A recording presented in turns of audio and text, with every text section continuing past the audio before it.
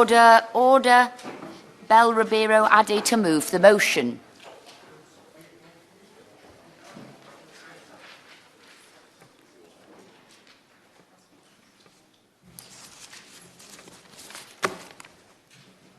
I beg to move that this House has considered support for small businesses in Streatham during the COVID-19 outbreak.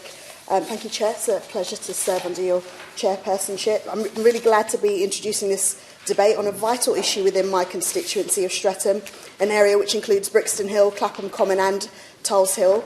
And small businesses, we all know, are the backbone of our local economy, culture and community, and I recognise the enormous contribution SMEs make in Streatham and all over the UK.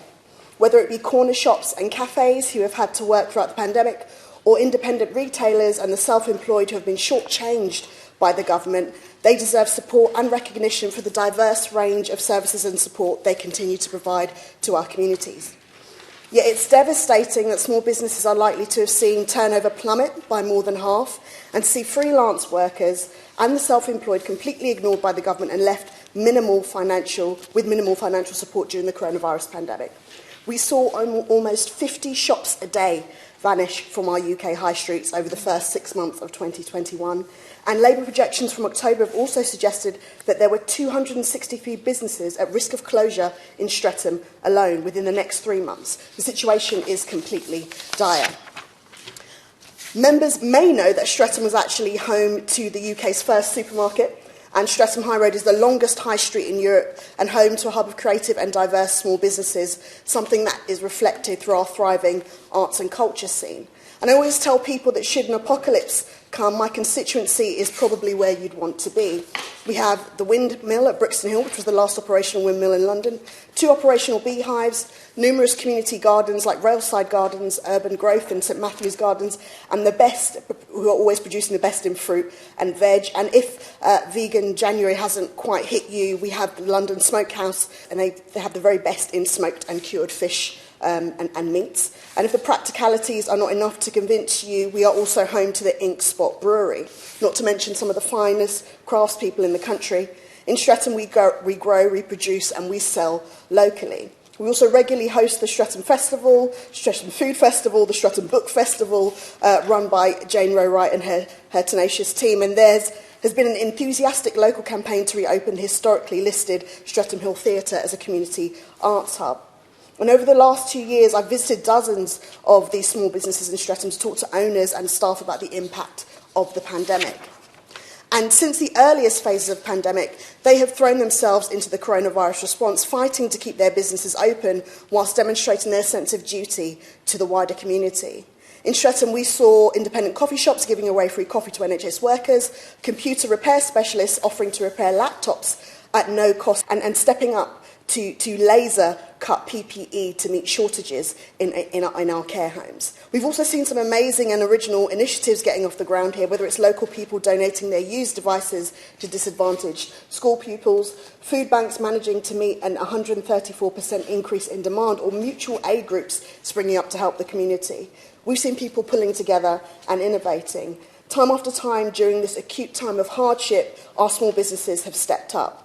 But the pandemic has meant that SMEs in my constituency and across the country have had to close their premises permanently due to the impact of declining footfall. On that point, Honourable Leader, for bringing this forward. It's something that I tried to bring in the Chamber as a question just some time ago. All too often we have heard of businesses right across the United Kingdom, as the Honourable Lady has said, having to close for isolation periods as there are not enough staff to keep them open. Does the Honourable Lady agree that consideration should be given to a scheme whereby businesses with less than 5 members of staff, which are the ones we're referring to, are eligible for some sort of financial assistance should they have to close due to staff isolation or being a close contact? Thank you, Chair. The Honourable Member is absolutely right, and I will be making that point slightly later down in my speech. We have to do everything we can to support our small businesses. Now, such examples of business closures in Streatham include acclaimed live music and hospitality venue, The Hideaway, where I and others across the city have spent many a good night out. Now, this has been a major loss for the area as an independent venue at the heart of the community for many years has been growing both local and international music and comedy. And due to the number of lockdowns and a slow response for those in the nighttime economy, social distancing requirements just meant that their business model was untenable. We also saw the closure of Fal Patel's local convenience shop in Clapham Park. Regarding the growth of startups, many who would have grown up to become high street businesses were unable to access any grants due to not having a high street premises. And this has impacted the long-term economic growth of the area as our cafes, co-working spaces and performance spaces rely on small enterprises for daytime economy and for the buoyancy of our local business hubs. And to think that these are only some of the publicised closures within the constituency. It's fair to say the demise of small businesses is so vast that we all personally know of someone in our local community who has lost out on their business during the pandemic. Maybe it was a local restaurant, an appliance shop, a corner shop, a pub, a bar, butcher, baker or greengrocer, hairdressers, the list goes on. On that point, would my member friend give way? I will give way. Thank you, Chair, and it's a pleasure to serve under here. My colleague is making such a really good speech outlining the many issues faced by businesses in Streatham, in my neighbouring constituency of Vauxhall, in Lambeth. We also faced a number of similar issues. She outlined many businesses missing out. A number of those businesses also missed out on a number of loans being offered by the government. And to see the government wanting to wipe away £4.3 billion on loans that were given to fraudsters is another kick in the teeth for those businesses who have folded because they weren't eligible for any support. Does my honourable friend think that the government should rethink that proposal?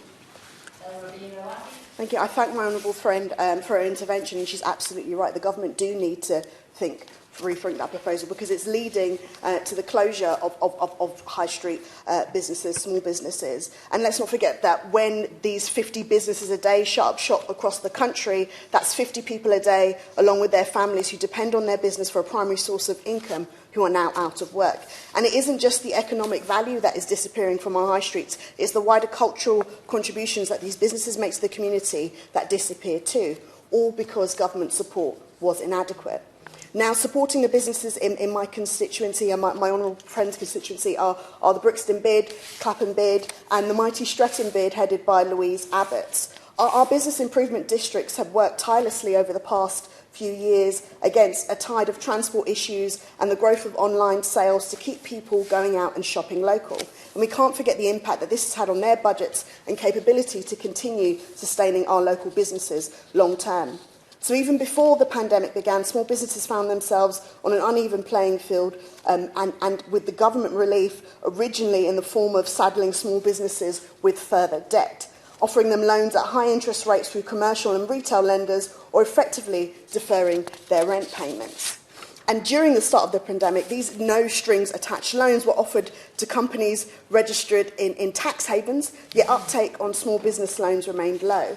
2017's business rates re-evaluation meant that the average small shop would see a £3,663 hike over the next 5 years, while supermarket change would see 6% reductions. It can't be fair that some independent businesses, like small cafes that can contribute to the taxman, are at a higher effective rate than big corporations and large high street names.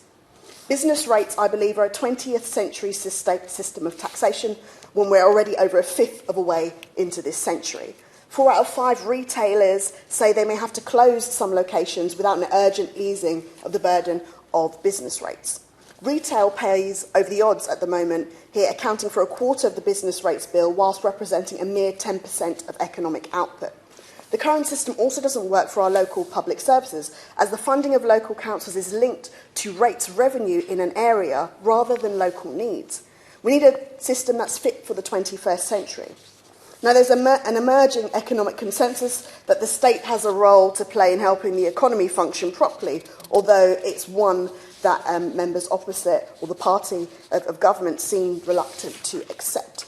And in the early days of the pandemic, I called on the Treasury to impose financial conditions on loans for big companies asking for state support. It's galling that they ignored this call and gave no strings support to companies which were registered in tax havens, paid out huge dividends to shareholders, and paid CEOs and senior executives ridiculous compensation packages, in some cases whilst laying off their rank and file workforce. All the while, small businesses have languished. Whilst businesses were grateful for the little support they received during the COVID-19 pandemic, it simply wasn't enough. More substantial support is desperately needed to fight the onslaught of rising costs in food, inflation, energy, and a major recruitment crisis that Brexit and COVID have created for business communities. The government's own figures suggest we will see our economy shrink by £1,250 per year because of their trade deal with the EU. And it won't be the Amazons of the world or big government contractors that feel this loss. It will be ordinary people and small independent businesses. Figures have already seen that smaller businesses lack the same infrastructure to respond to the challenges that Brexit has presented compared to larger companies. And a recent survey by the British Chamber of Commerce found that half of small businesses are finding it harder to export to the EU. And due to the new complexities of this trading relationship, I know that the government set up a small and medium enterprise fund offering grants to help our businesses overcome these challenges. However, the fund has rightfully been criticised for being overly complex. At the end of last year, we also saw a report from City AM on information from the cloud accounting provider Free Agent that found that over half of businesses were experiencing shrinking customer bases, while 43% were impacted by supply chain issues.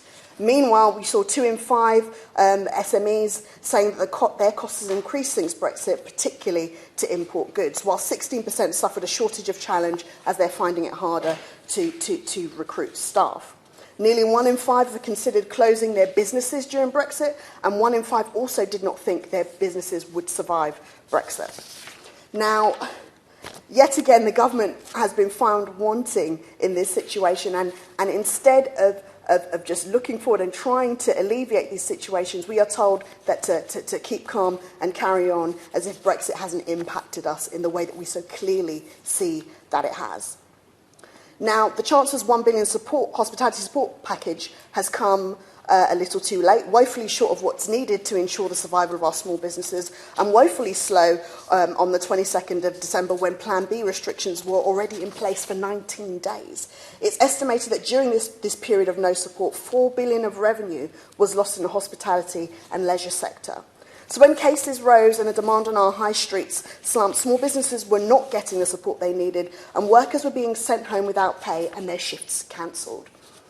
During the festive period, local authorities stated that the detailed guidance for the grants was only issued on the 30th of December and updated on the 12th of January, when businesses were desperate for support to meet various costs at the end of last year.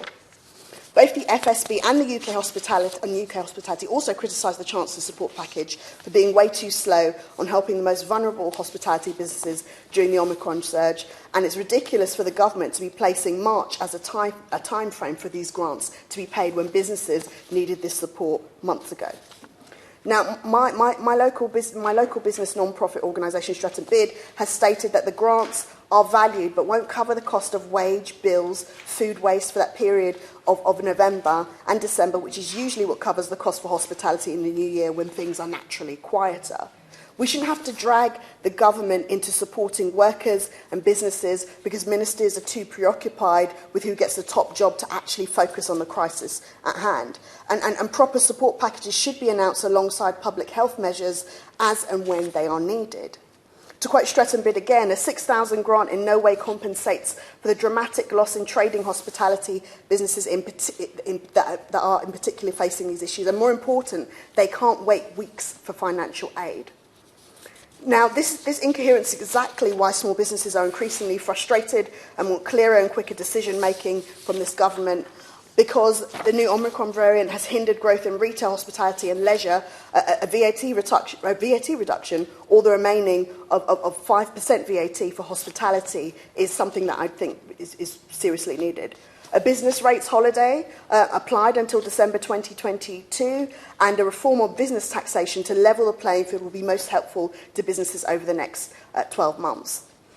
We can also put in place flexible and targeted furlough throughout the ongoing pandemic, not just till the end of September. This will help enable businesses to retain their staff. And it would also be incredibly helpful during this period when many had just recruited full staffing levels to sustain a busy Christmas period, and they were then hit with cancellations in the region of 40 to 50% because of the restrictions being introduced. Now, the TUC have stated it needs to cover at least 80% of workers' wages and guarantee that no one furloughed is paid less than the minimum wage. That's exactly the type of furlough that we need. And included, we need decent sick pay paid at a real living wage available to everyone so that workers can afford to self-isolate when they need to. This has been insisted on by many of my honourable friends right across the House over the past couple of years, but it's still being played around by the government as a temporary short-term concession during a crisis, not a long-term employment right that is available in the law. So the government really does need to do more to step up and deliver these necessary support measures to the businesses of Streatham and across the country and ensure the democratic, cultural and economic benefits of our small businesses. If the government claim to be the party of business, I have to ask why they're presiding over the decimation of our small businesses, which make up 99% of the total UK business population. It seems the unfortunate truth about coronavirus business measures that the smaller you are as a business, the smaller the government's concern for your survival. The economic case for stronger government intervention couldn't be clearer, and the stakes couldn't be higher. The cost of bankrupt businesses, unemployed workers, and lost tax revenue far outweighs the cost of acting now. But allowing small businesses to go bust isn't just bad policy. It risks a deeper recession and job losses. It's also deeply damaging for our local communities. That makes it all the more important for the government to learn from mistakes so far and prioritise the survival of our small businesses. Thank you.